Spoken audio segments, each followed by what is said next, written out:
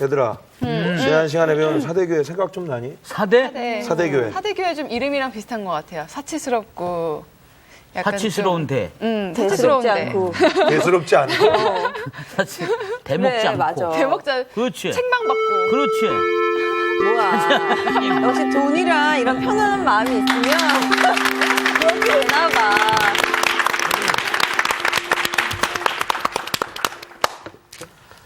안녕하셨습니까? 네네. 잘 지내셨어요? 예. 네네. 네, 무슨 얘기들 하고 있었어요?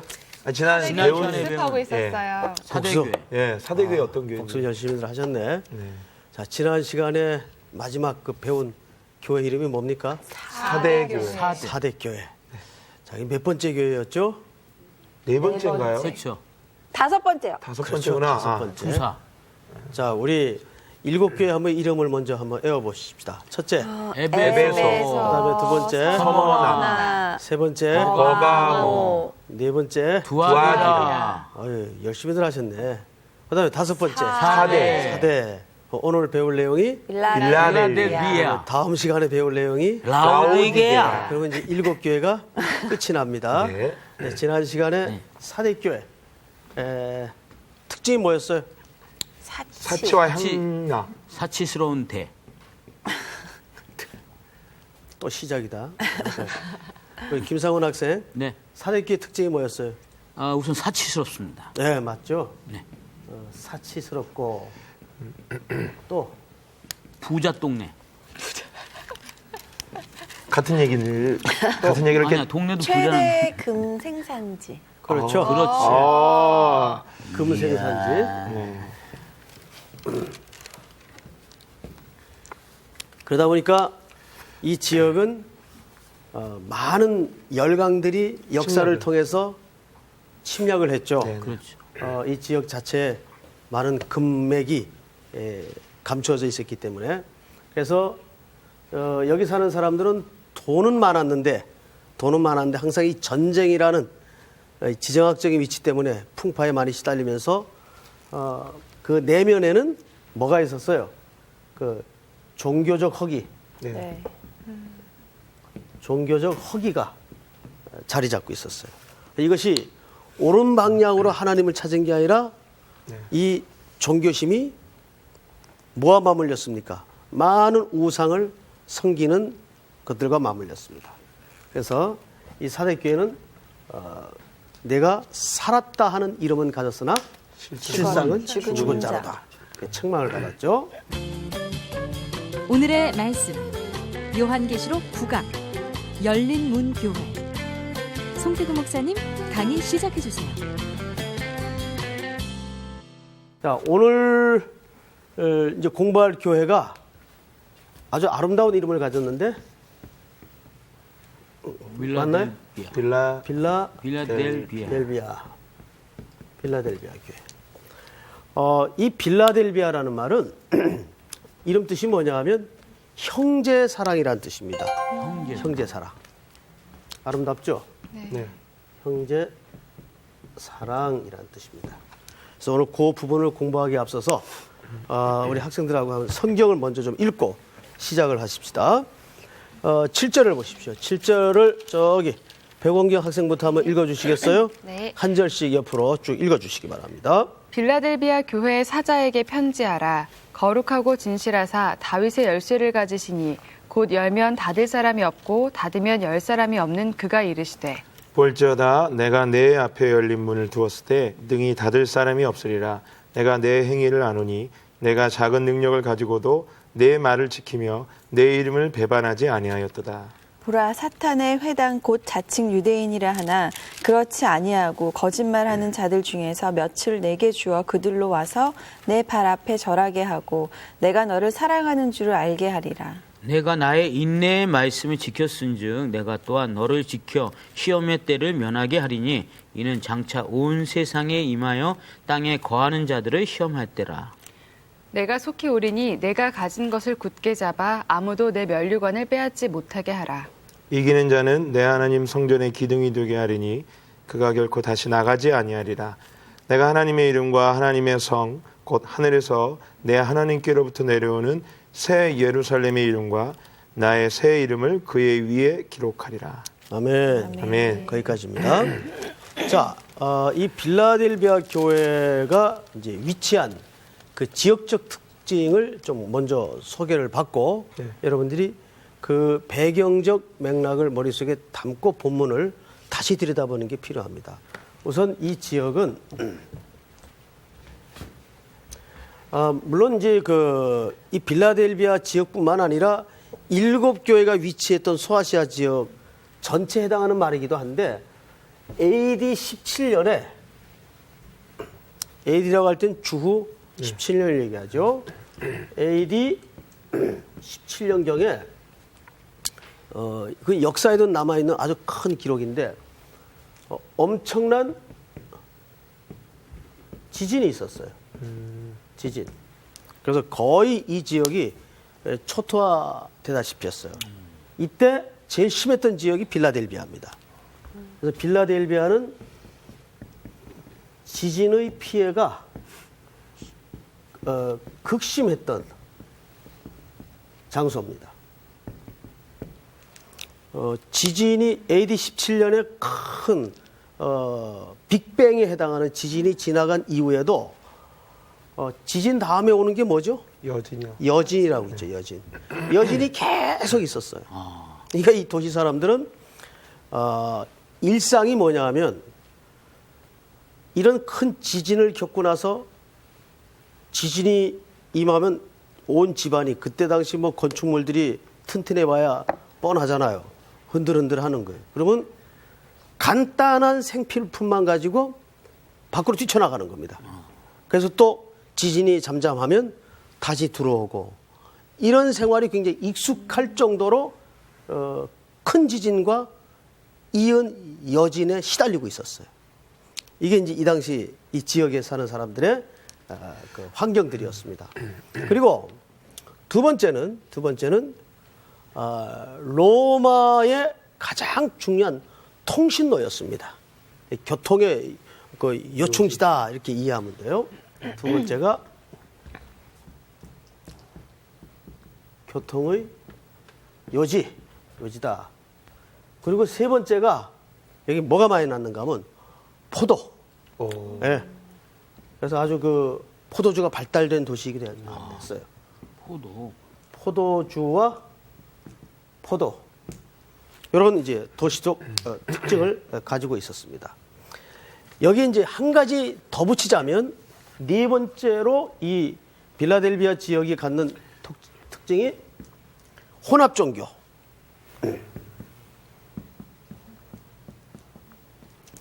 그래서 이 도시를 제2의 아데네다 할 정도로 혼합 종교가 아주 왕성했던 도시 분위기를 가지고 있습니다. 자, 그런데 저러한 것들을 이제 머릿속에 염두에 두고 오늘 본문을 잘 들여다보세요. 7절. 빌라델비아 교회의 사자에게 편지하라. 거룩하고 진실하사. 자, 여러분 저를 보세요. 우리 학생들. 여기 거룩하고 진실하사라는 표현이 나오죠? 네네. 이런 표현 성경 읽을 때마다 많이 봅니까? 안 봅니까? 봐요. 보죠. 그 주로 어떤 경우에 이런 표현들이 쓰여집니까? 어떤 경우에? 예수님을 표현할 때요? 예수님을 표현할 때. 예, 맞아요. 또 택한 백성들. 택한 백성. 예, 그렇게 이제 하나님과 관련되거나 예수님을 표현할 때 거룩하고 진실하사라는 표현을 써요. 그런데 이 표현은 성경의 전체 20회 정도 쓰여집니다. 근데 전부 누구에 대한 표현인가 하면 방금 우리 방경림 학생이 이제 비슷하게 말씀하신 것처럼 하나님 또는 예수 그리스도에 관련된 수식어로서 거룩하고 진실하사 이런 표현을 씁니다. 자, 이 설명을 제가 이제 누차 하는 이유가 이제 나중에 좀 드러납니다. 그리고 또 뭐예요? 이어서 다윗의 뭐예요? 열쇠를 가지신 이 곧 열면 닫을 사람이 없고 닫으면 열 사람이 없는 그가 이르시되. 여기서 다윗의 열쇠를 가졌다는 건 누굴 가리킬까요? 예수님. 예수님입니다. 그래서 다윗의 열쇠. 자, 그러면 여기서 한번 제가 재밌는 질문을 하나 해볼게요. 열쇠는 뭐 하는 데 쓰는 거죠? 여는데. 잠그는 문을 여는 데 쓰는 거죠. 잠그는 데도 쓰고요. 잠그는 데도 물론 쓰죠. 네. 그건 잠을 세죠. 자, 그게 중요한 게 아니고 어쨌든 문에 사용되는 예. 도구죠. 네. 자, 그러면 두 번째 질문. 문은 뭐 하는 데 쓰는 겁니까? 들어갔다 나갔다 할 때. 문, 닫고 여는 데 쓰는 거. 닫고 여는데. 자, 그러면 제가 이제 단도직입적으로 이제 선택을 좀 강요하겠습니다. 문은 여는 데 쓰는 거예요? 닫는 데 쓰는 거예요? 사실은 닫는 데 쓰는 거죠. 닫는 데 쓰는 거죠. 닫는데. 그걸 늘 열어놓을 거라면 문을 만들어 놓을 이유가 필요가 없죠. 없이. 그렇습니다. 사실 문은 닫기 위해서 만드는 거예요. 이제 그 이유가 뭔가를 우리 나중에 한번 결론으로 생각을 해보겠습니다. 그래서 이런 키, 그러니까 열쇠, 문이라는 표현이 사실은 신학적인 전체 속에서 중요한 역할을 합니다. 여러분, 이왕 말이 나온 김에 그러면 여기서 문은 열쇠를 열죠. 네. 그럼 이 문은 오늘 성경에서 궁극적으로 누구를 초점하고 있을까요? 문은 우리요. 우리 교회. 교회 안 믿는. 조금 보십시다. 여기 보세요. 7절. 빌라델비아 교회 사제에게 편지하라. 거룩하고 진실하서 다윗이 열쇠를 가진 이 곧 열면 닫을 사람이 없고 닫으면 열 사람이 없는 그가 이르시되 볼지어다 내가 네 앞에 뭘 둬요? 열린 문을 두었어. 열린 문을 두었다. 자, 저를 보세요. 열린 문을 두었다. 아직도 뭐 감이 안 잡혀요? 잡히는데요. 자, 어떻게 잡힙니까, 우리 상훈 학생? 마치 그 구원은 하나님이 주신 선물과 같다라는 느낌. 보통 예. 여기서 열린 문이라는 이 수식을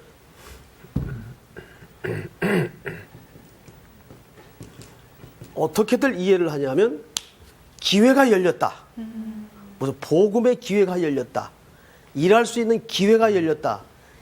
이런 식으로 어떤 이렇게 적극적인 행동을 위해서 기회가 열어진 것처럼 이해를 하는 경우들이 굉장히 많습니다. 근데 이것은 우리가 지금 문맥을 잘 보시면은 여기 지금 제일 먼저 다윗의 뭐가 나왔어요? 열쇠. 열쇠. 우리 오태근 학생 아까 이 열쇠를 누구로 묘사를 했죠? 예수 그리스도. 예수 그리스도로 묘사를 했죠. 다윗의 열쇠. 예수 그리스도입니다. 네. 그리고 거룩하고 진실하신 분은 누구를 묘사할 때 주로 등장하는 수식어라고 말씀을 드렸어요. 하나님이나 예수 그리스도. 그렇습니다. 성경에 약 20회 기록되어 있는데 그 전체 공통적인 수식의 대상이 하나님이나 그리스도를 지칭할 때 쓰는 수식어예요. 그러면 오늘 이 열렸다라는 개념과 문이라는 개념이 점점점 어디로 향하고 있는가를 잘 보셔야 돼요. 문맥을 보면 자 8절 보세요. 볼지어다 내가 네 앞에 열릴 문을 두었을 때 능히 닫을 사람이 없으리라. 내가 네 행위를 아노니 내가 작은 능력을 가지고서도 내 말을 지키면 내 이름을 배반하지 아니하였도다. 여기서 열린 문은 참고 구절로 우리 빨리 요한복음 10장을 한번 열어보세요. 요한복음 10장 거기 7절 누가 읽냐 하면 저기 백원경 학생. 네. 그러므로 예수께서 다시 이르시되 내가 진실로 진실로 너희에게 말하노니 나는 양의 문이라. 자, 거기 지금 예수님이 하신 말씀이죠. 그런데 예수님이 자기를 가리켜서 뭐라고 표현하고 있어요? 양의 문. 누가? 예수님께서. 예수님이. 나는 양의 문이라. 그러면 지금 저 문은 누구예요? 예수님. 예수님을 가리킵니다.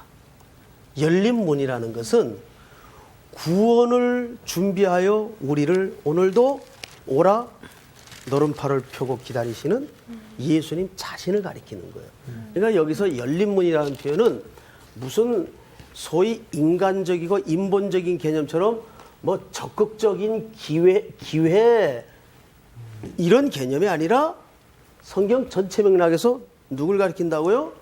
요한복음 10장 7절에 보니까 예수님 자신이에요.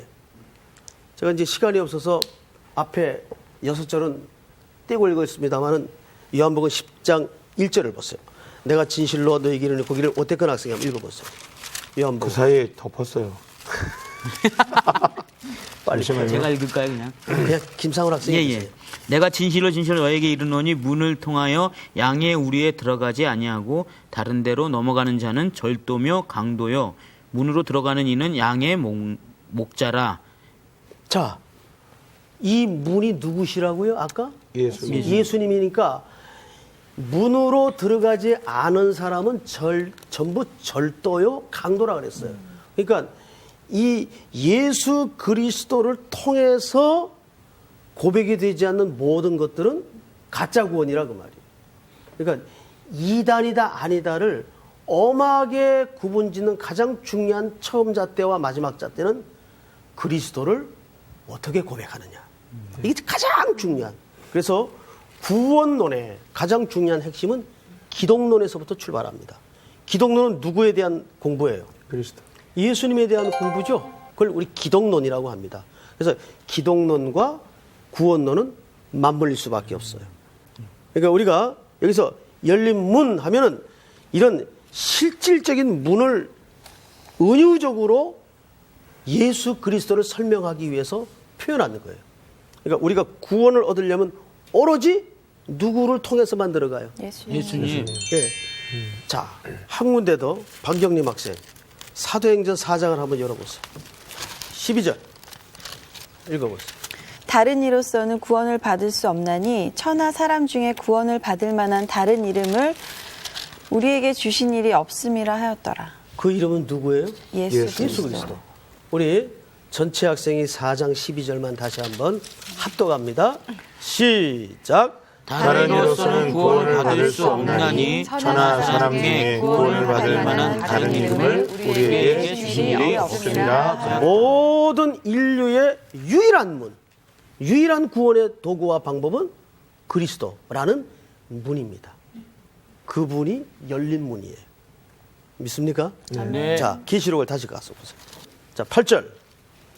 볼지어다 내가 네 앞에 뭘 둬요? 열린 문을 열린 문을 두었다. 자, 이제 이 문이 뭘 의도하고 뭘 의미하는지 이제 이해가 됩니까? 안 됩니까? 네. 우리 학생들? 되죠? 자, 열린 문을 두었으되 능히 닫을 사람이 없으리라.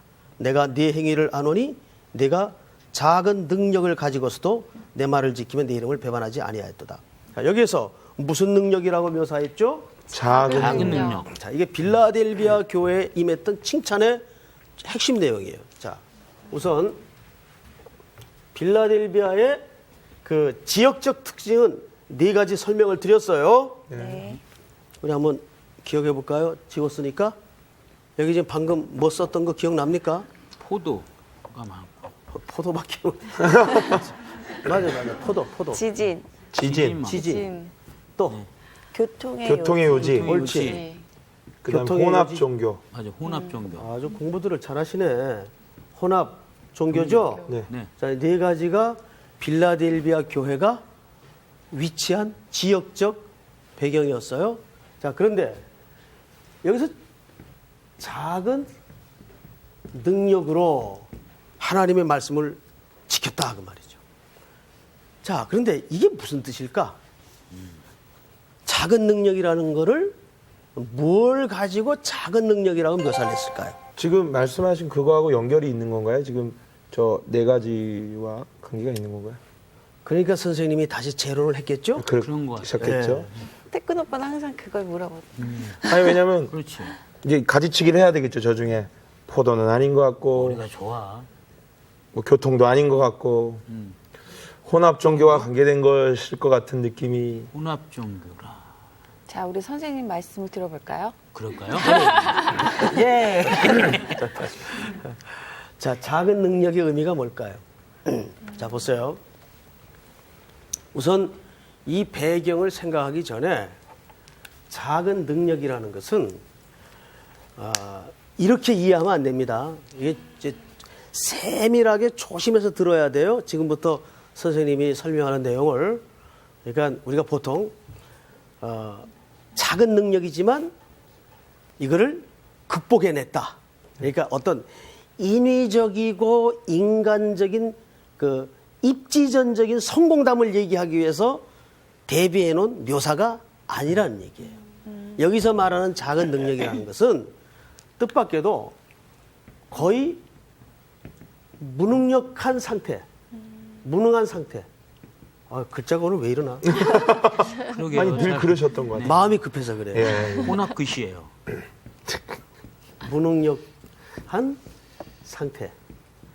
제가 이제 언젠가 우리 학생들에게 설명을 할 때 이런 비유를 한 적이 있어요. 어택근 학생이 저한테 2억을 꾸러왔는데 선생님 제가 지금 좀 급한 사정이 생겨서 그런데 한 2억만 좀 땡겨주세요. 했단 말이에요. 그러니까 그러면 내가 두 가지를 얘기할 수가 있어요. 학생, 저 선생님 돈 하나도 없어. 그러면 한 1억 5천은 있는데 2억 빌려줄 돈이 없다는 얘기인지, 한 1억은 있는데 2억 빌려줄 돈은 없다는 얘기인지 잘 모른단 말이에요. 그런데 태근아, 봐봐라. 선생님 갖고 있는 게 2천 원밖에 없다. 아이고. 그러면 어느 정도 지금 이 사람이 빌려줄 여력이 없는지 확실해져야 안 해요. 확실해져요. 확실해져죠. 나 그냥 돈 없어 그러면 조금 구체적이지 않고 막연하단 말이에요. 근데 문학적인 표현으로 야, 내 지금 갖고 있는 거 2천 원밖에 없다. 그러면 2천 원과 2억을 정확히 대비시켜주는 문학적 표현을 통해서 내가 내게 2억을 빌려주기에는 얼마나 절대 저 불능한 상태인가를 오히려 더 잘 드러납니까? 안 드러납니까? 드러납니다. 맞죠? 네. 그 얘기예요. 여기서 작은 능력이라는 것은 작지만 그거를 극복해내고 성공했다. 이런 인간적이고 인위적이고 인본적인 어떤 가능성, 어떤 성공, 여기에 초점을 맞춘 표현이 아니라 얼마나 지금 이와 같은 도시적 배경 속에서 신앙을 버티기에는 이 사람들이 갖고 있는 상태가 지금 무기력한 상태인가. 무능한 상태보다는 표현이 무기력한 상태인가. 이걸 설명하는 겁니다. 왜? 여러분 보세요. 아까도 이제 우리 학생들이 눈치 빠르게 눈치를 챘지만 이 도시적 배경과 관련이 있죠. 우선 지진. 뭘 얘기하는 겁니까? 자, 하루에도 수없이 흔들거려요. 그러면 우리는 두 가지를 크게 생각할 수밖에 없어요. 여러분, 우리가 만약에 살고 있는 집이 매일 흔들흔들하는 집이라면 여러분 어디 가서 이렇게 부동산 구입할 때 그런 집 사요 안 사요? 안 사죠. 근데 하물며 내 집이 매일 흔들리고 있다면은 무슨 생각을 할까요? 제일 먼저 우리 김상원 학생. 빨리 팔아야겠다. 여기 내가 영원히 살 곳이 안 된다. 이 생각하죠. 그리고 얼른 나가야죠. 예. 이 도시 사람들이 갖고 있는 정신적 공황이라는 게 그런 상태입니다. 이 지진을 통해서. 이 뒤에 아주 구체적인 이 공부 끝에 구체적인 표현이 또 등장을 합니다. 또 하나 문제는 뭐냐면 혼합종교. 이 혼합종교는 굉장히 복잡한 정책인 문제와 맞물려 있어요. 자, 우리가 지금 7교회 이야기를 선생님하고 쭉 진행해 오면서 이 지역의 상인들이 경제 활동을 하기 위해서는 반드시 어디에 가입이 돼야 돼요? 길드요. 조합에 가입이 돼야 돼요. 근데 그 조합은 아무나 가입시켜 주는 겁니까? 아니요. 아니죠. 누구만 가입이 됩니까? 황제에게 숭배를 황제에게 예. 주라고 고백을 한 사람만 가입을 시켜줘요. 그런데 혼합 종교이다 보니까 교회 안에 자칭 유대인들이 들어와서 회유하는 거예요. 지난 시간에도 우리 사대교회 할 때 그런 얘기를 했습니다만은 그냥 그렇다고 해서 네 신앙을 팔아먹는 게 아니라 야, 형식적으로 이건 국민 의례니까 절 한번 꾹뻑하면 되는 거야. 뭐 그렇게 좀 깐깐하게 그렇게 피곤하게 고달프게 살아. 절 한번 꿈꿔가면 너 조합에 회원되고 경제활동 얼마든지 서로 상부상조하면서 이제 네 자식도 등록금도 좀 걱정 안 하고 잘 살 수 있는데 왜 그렇게 살아? 바보처럼. 그냥 이건 그냥 의식이니까 절 한번 하면 되는 거야. 에? 자꾸 회유한단 말이에요. 그거를 온 인생으로 버텨서 감내하며 살기에는 이 성도들이 이 도시적 배경 안에서 너무 무기력한 상태란 말이에요. 아무 힘이 없어요. 아무 힘이 없지만 이 성도들이 하나님의 말씀을 끝까지 절개를 변치 않고 지켜냈다는 것을 얘기하는 겁니다. 이해가 됩니까, 여러분? 네. 자, 그런데 오늘 본문을 좀 맞아보십시다. 8절 하반절에 보면 네 행위를 아노니 네가 작은 능력을 가지고서도 내 말을 지키며 내 이름을 배반하지 아니하였도다. 여기 무슨 표현이 나와요? 배반이라는 표현이 나오죠. 이건 누구에 대한 묘사예요? 그리스도에 대한 묘사예요. 신앙의 절기에 대한 문제란 말이에요.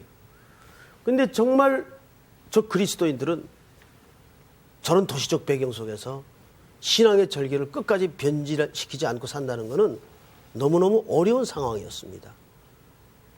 우리 학생들도 사회 생활을 하면서 내가 정말 그리스도인으로 공동체 안에서 부딪히며 살기에는 무기력하다고 느껴질 때가 있어요, 없어요? 너무 많아요.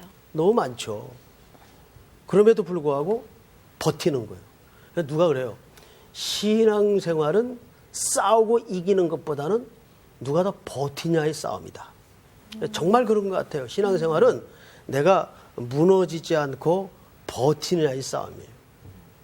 그래서 제가 이제 몇 주 전에 우리 학생들하고 그런 얘기했죠. 나치 2차 대전 때 그 혹독한 수용소에서 살아남았던 외과 의사 얘기했죠. 프랭클린이라는 외과 의사. 예, 그분이 어떻게 살아남았는가. 삶을 포기하지 않았을 때. 사람이 생활을 포기하게 되면 어떻게 돼요? 희죽희죽 웃고 될 대로 되라. 그때는 마음대로 섞어서 살게 됩니다. 그때부터는. 그러나 포기하지 않으니까 뭐가 돼요? 한숨이 나오고 눈물이 나오는 거란 말이에요. 그리고 비명이 나오고. 포기하면 그런 거 비명 지를 필요 없어요. 악쓸 필요 없어요. 에이 그냥 뭐 될 대로 되라. 이런 삶의 자포자기한 표현이 나온단 말이에요. 그러니 빌라델비아 교회 성도들이 얼마나 힘들었겠어요. 오늘날 우리는 그 이상의 아주 다원주의 세계 속에서 저런 혼합 종교 이상의 방불한 사회 구조와 시스템 속에서 더 힘들게 살아간단 말이에요. 이해가 되죠, 여러분? 네. 자, 9절을 우리 방경림 학생님 읽어보세요. 보라 사탄의 회당 곧 자칭 유대인이라 하나 그렇지 아니하고 거짓말하는 자들 중에서 며칠 내게 주어 그들로 와서 내 발 앞에 절하게 하고 내가 너를 사랑하는 줄을 알게 하리라. 자, 이게 무슨 얘기입니까? 자칭 유대인이라 하는 사람이 여기서는 주의 사자가 뭐라고 묘사를 하고 있어요? 사탄의 회당. 회. 예? 이게 누구예요? 유대인. 이 유대인들은 교회에 들어와서 바로 아까 선생님이 예를 든 것처럼 그리스도인들의 절개를 무너뜨리기 위해서 자꾸 꼬이는 거예요. 그건 그냥 의식이다. 그렇다고 네 고백이 변하는 건 아니지 않느냐. 이런 식으로 꼬이는 겁니다. 이것이 일제시대에도 있었고 우리 환란기였던 6.25 시대에도 있었고 우리 선배들이 그런 싸움 속에서 이 교회를 오늘까지 지켜낸 겁니다. 자, 그런데 그 다음 절을 보십시다. 10절. 우리 오태근 학생 한번 읽어보세요. 내가 나의 인내의 말씀을 지켰은즉 내가 또한 너를 지켜 시험의 때를 면하게 하리니 는 장차 온 세상에 임하여 땅에 거하는 자들을 시험할 때라. 자, 여기 보면 아주 매우 중요한 얘기가 있습니다.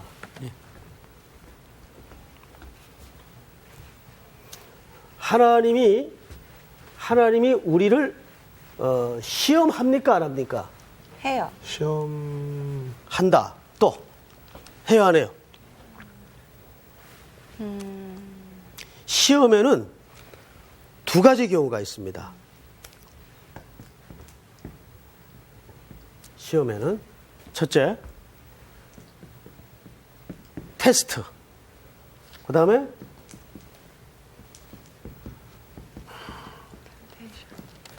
템프테이션. 자, 템프테이션은 뭐예요? 유혹이죠, 유혹. 유혹. 그 다음에 이건 뭐예요? 말 그대로 우리를 실력을 가늠한. 키우기 위해 허락하시는 과정이에요. 누가 이 테스트를 받습니까? 대표적인 인물. 욥. 예수님. 예수님도 하고 욥. 욥, 대표적인 인물로 아브라함. 이런 시험을 받습니다. 네. 자, 이것은 하나님께서 걸려 넘어뜨리도록 하기 위해서 딱 골목이 기다리고 있다가 웅덩이를 파는 그런 시험이 아니에요. 이 시험은 우리의 실력을 키우기 위해서 하나님께서 우리 인생에 어쩔 수 없이 끌고 가시는 과정일 수밖에 없어요. 근데 이 시험은 뭐예요? 이거는 마귀가 하는 시험이에요. 이 시험은 굉장히 우리 신앙인들 세계에서도 많이 벌어지고 있는 유혹들입니다. 이건 말 그대로 함정이에요. 유혹이에요. 그래서 그 사람의 주로 어떤 걸로 들어오냐면 위크 포인트. 그 사람의 약점. 약점. 돈에 약한 사람, 이성에 약한 사람, 명예에 약한 사람, 그 사람이 갖고 있는 어떤 약점을 통해서 그걸 미끼로 사탄이 유혹을 해 들어옵니다. 여전히 여지없이 무너지는 거죠. 그런데 하나님은 전자의 시험을 합니다. 그 이유가 뭘까요? 그 이유가 우리 한 군데만 한번 찾고 지나가십시다. 히브리서 12장을 보세요. 4절부터 한번 읽을까요? 히브리서. 자, 누가 찾은 분 먼저 신약성경 367페이지 먼저 읽어보시기 바랍니다.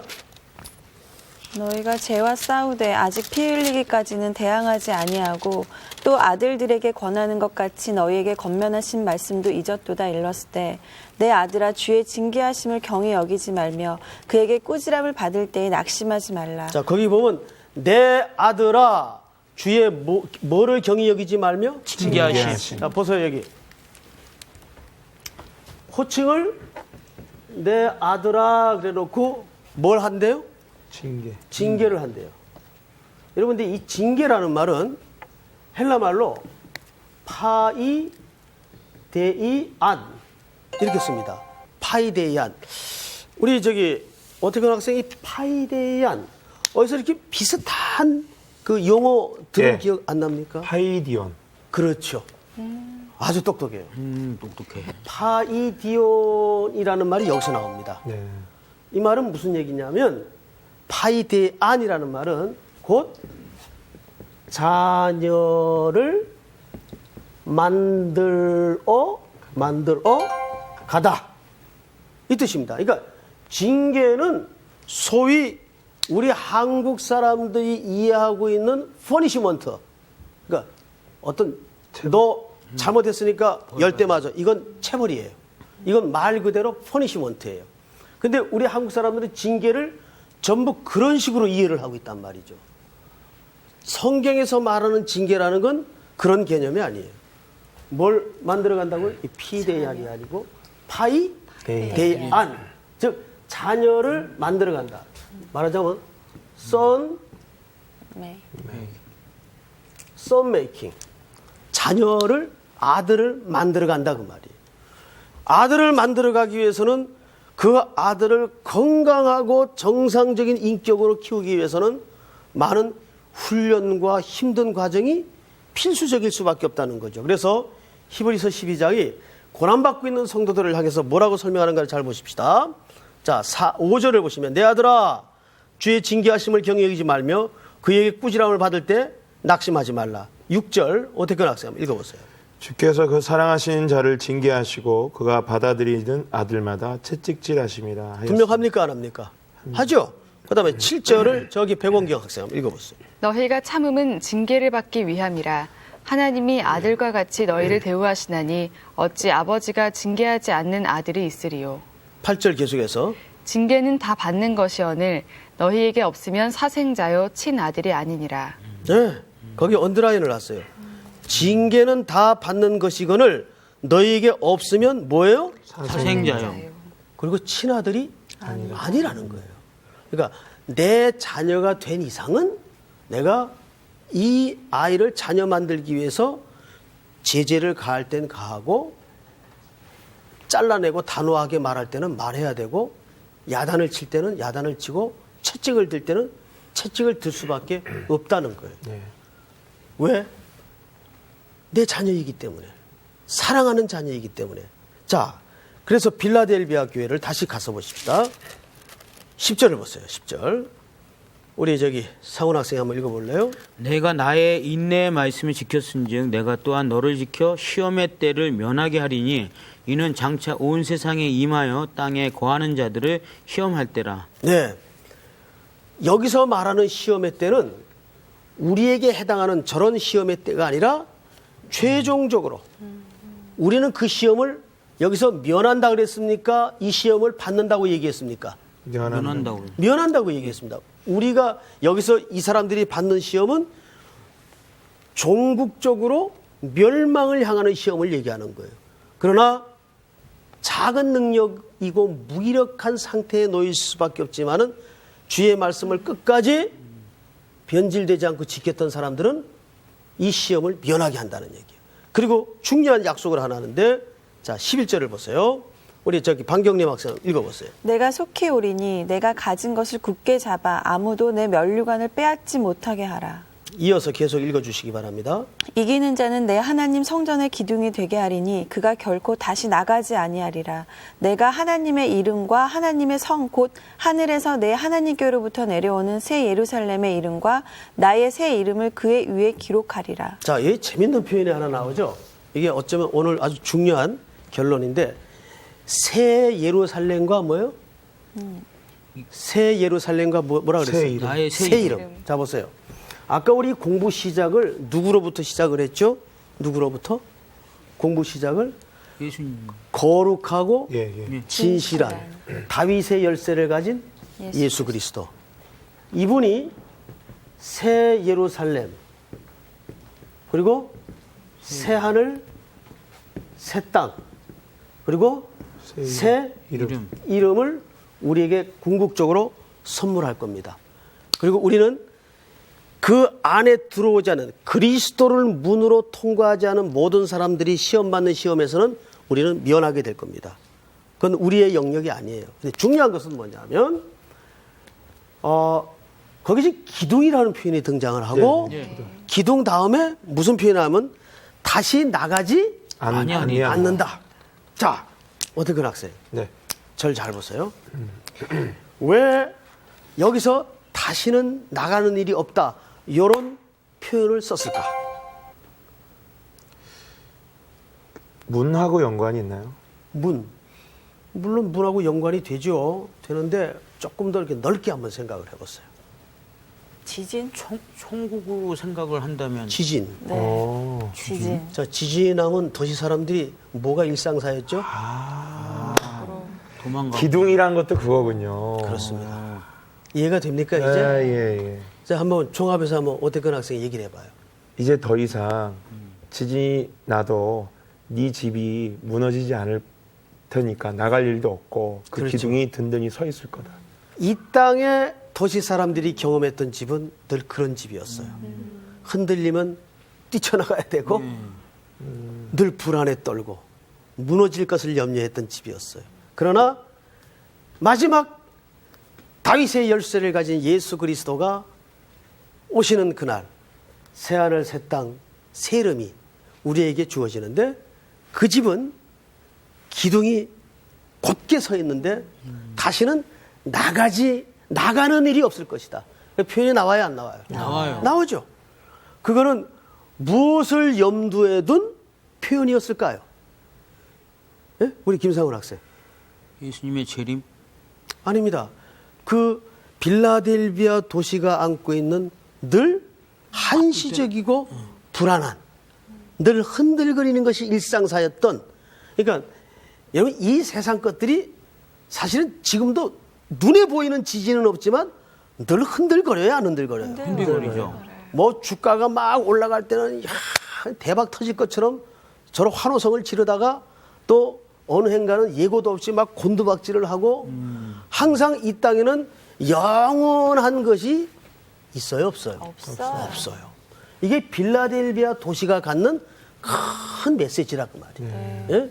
그래서 다시는 너희들이 이 집에서 나가는 일이 없을 것이다. 그것이 누구에게 주어진 약속이에요? 열린 문으로 들어간 자들에게 주어진 약속. 아멘. 예.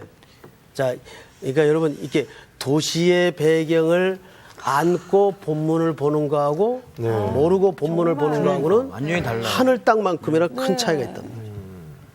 그렇죠? 네. 자, 혹시 공부 끝나기 전에 선생님한테 그래도 따질 게 있거나 또 질문 있는 학생들은 한번 말씀을 하십시오. 그러면은 그 말씀하신 네. 그 힘이 없고 이렇게 그냥 이렇게 아무런 내가 뭔가를 대항하지 않고 그렇게 지냈다고 그랬는데 네. 그래도 뭔가 그들은 뭔가 하지 않았을까요? 그러니까 아까 지금 말씀하신 네. 배반하지 않고 내 말을 지키며 이거 말고 좀 더 능동적인 뭔가 있지 않았을까요? 있죠. 그게 뭘까요? 그리스도께 철저히 고정돼 있었다는 거죠. 여러분, 그러니까 우리가 신앙생활하면 너무 이렇게 자꾸 이렇게 행동적인 것만 생각을 하면 안 돼요. 그러니까 오늘날 한국교회 분위기가 그래서 자꾸 교회가 점점점 무슨 사명단체처럼 되어간단 말이죠. 뭔가를 해야 되고 누군가 전부 너나 할 것 없이 비전을 붙들어야 되고 그런 거 없어도 이 성도들은 오늘 하루 내가 무너지지 않고 살기가 바빴던 사람들이에요. 그런 무기력한 상태에 있었음에도 불구하고 이분들이 보이지 않으나 진짜 큰 일을 이룬 건 뭐냐 하면 신앙의 절개를 지키고 무너지지 않은 거예요. 그 무기력한 상태에서 인간으로서 그걸 뒤집고 극복할 수 있는 건 아무것도 없더라고요. 그 흔들거리는 세상에서. 그렇죠. 그러나 그 속에서 손해보고 당하고 버텨낸 거예요. 여러분, 그거보다 큰일이 있어요? 그러니까 우리가 이 세상에서 무슨 혁명가로서 살지 않더라도 한 개인의 성도로서 자기 위치에서 빛으로 녹아지고 소금으로 녹아질 때 그거는 어떤 행동으로 한 일보다도 사실은 더 하나님 앞에 평가받을 큰 일들이 많다는 겁니다. 근데 예, 작은 능력이 아니었네요. 그렇죠. 네. 결국은 그 능력은 작은 능력이 아니라 우리는 무기력한 능력이라고 표현을 했지만 네. 자 보세요.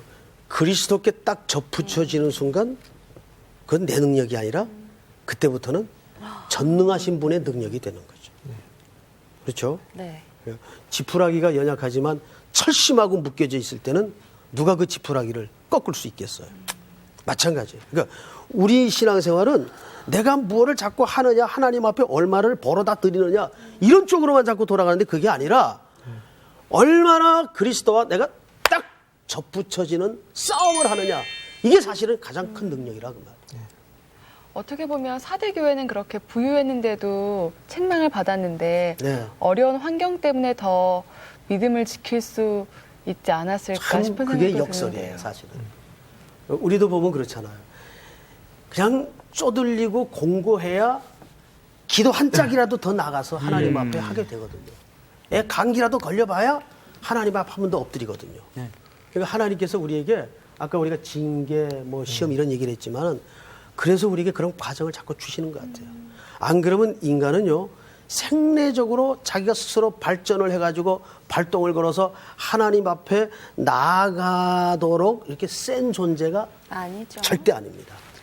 너나 할 것 없이. 우리 그게 약해요. 그래서 철저히 자기 자신의 네. 모든 걸 내려놓고 항상 우리 무슨 싸움 해야 돼요? 그리스도와 붙는 싸움을. 접붙임. 접붙는 주의 싸움. 이 한 주간도 그렇게 승리하기를 바랍니다. 아멘. 감사합니다. 감사합니다.